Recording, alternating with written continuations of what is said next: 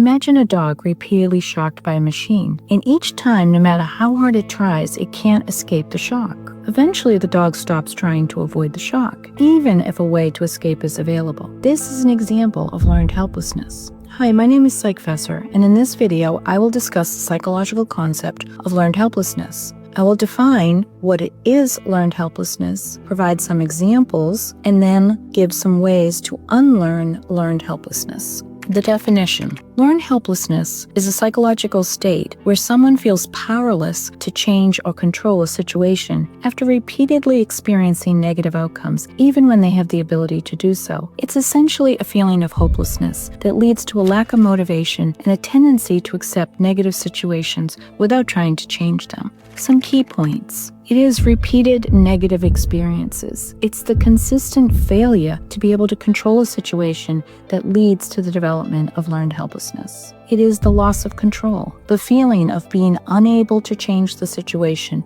that is central to this state.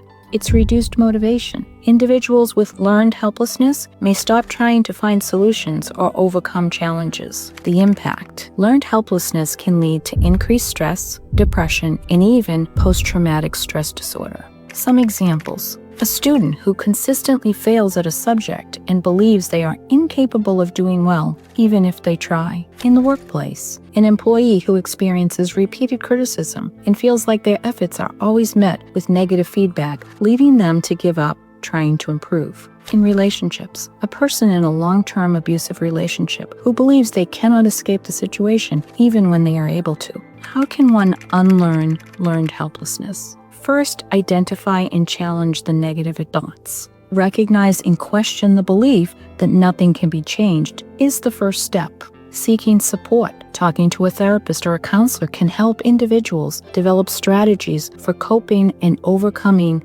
learned helplessness. Taking small steps towards gaining control. Even small acts of self-care or small changes in a challenging situation can help restore a level of agency. Let me know in the comments if you have other questions about learned helplessness or what other psychological concepts you'd like to hear about. And be sure to hit the like or subscribe button to hear more psychological topics.